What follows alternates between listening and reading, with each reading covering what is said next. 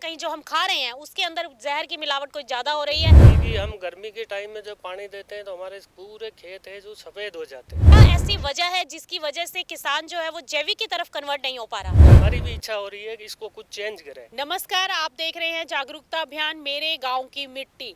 आज मेरे गांव की मिट्टी के तहत जागरूकता अभियान आ पहुंचा है रोल गांव में और यहां पर हमारे साथ हैं राम प्रकाश जी जो कि पूर्व सरपंच हैं।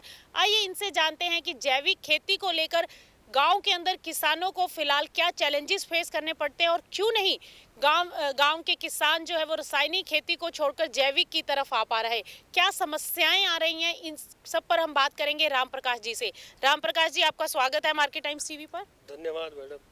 राम प्रकाश जी, ये बताएं कि हमने आपकी ये रोल गांव में आज हमारा ये जागरूकता अभियान पहुंचा है और हमने यहाँ देखा है कि काफ़ी बड़ी मात्रा में किसान जो है जैविक खेती ना करके रासायनिक खेती का प्रयोग कर रहे हैं और दवाइयों का छिड़काव कहीं ना कहीं ज़्यादा मात्रा में हो रहा है।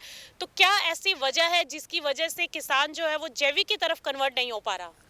मैडम, मैं 2-3 साल पहले मैंने भी जैविक खेती की थी कोशिश, लेकिन सफल नहीं हो पाए क्योंकि पिछले 50 साल से जमीन में हम उर्वरक यूज ले रहे हैं। हाँ, डीएपी और यूरिया बहुत बड़ी मात्रा में यूरिया बड़ी मात्रा में डाल रहे हैं।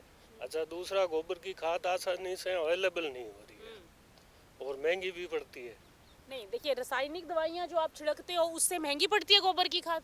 गोबर की खाद लगभग एक बीघा के अंदर 2 ट्रॉली पड़ती है। 2 ट्रॉली की लागत 6,000 के आसपास आती है। और एक बीघा में जो आप डीएपी और यूरिया डालते हो उसकी लागत क्या है? एक बैग डीएपी का 3 बीघे में आता है जो 1350 रुपये में आता है। एक तो ये कारण हो गया। दूसरी, जमीन की खुद की क्वालिटी उन रासायनिक खादों से ऐसे हो गई है कि जब तक ये नहीं डालते हैं तब तक ग्रोथ ही नहीं होती है, ना वो उत्पादन होता है। क्योंकि आपने पहले ही उतनी बड़ी मात्रा में उसमें जहर डाल दिया है कि अब उसको समय लगेगा कन्वर्ट करने में। आपको नहीं लगता कि अगर आज हम कन्वर्ट नहीं करेंगे इसको जैविक में तो आने वाले कुछ 3 से 5 साल ज़्यादा भयानक होंगे हमारे लिए, क्योंकि हमारी जो ज़मीन है वो फिर उपजाऊ ही नहीं रहेगी, इतना हमने इसमें जहर डाल दिया है। आप बिल्कुल सही कह रहे हैं, बहुत ज़्यादा जहर डाला हुआ है। अभी भी हम गर्मी के टाइम में जब पानी देते हैं तो हमारे पूरे खेत है जो सफ़ेद हो जाते हैं। वो इतनी ज़्यादा मात्रा में इसमें और रासायनिक खाद गिर चुकी है। अब इससे हम डाइवर्ट होंगे तो भी हमें टाइम लगेगा। हर साल थोड़ा एरिया अगर किसान करें और आप जो जागरूकता दे रहे हैं उससे हमको भी अच्छा लग रहा है और हमारी भी इच्छा हो रही है कि इसको कुछ चेंज करें। थोड़े हिस्से को इसको ऑर्गेनिक में कन्वर्ट करें, जिससे आने वाली पीढ़ियाँ इस रासायनिक खाद की बीमारियों से भी बचेगी और उत्पादन जो भी होगा कम होगा लेकिन स्वास्थ्यप्रद होगा। अब ऐसे देखें तो स्वास्थ्य के लिए इन रासायनिक खादों के कारण से मेडिकल का भी बिल आ जाता है।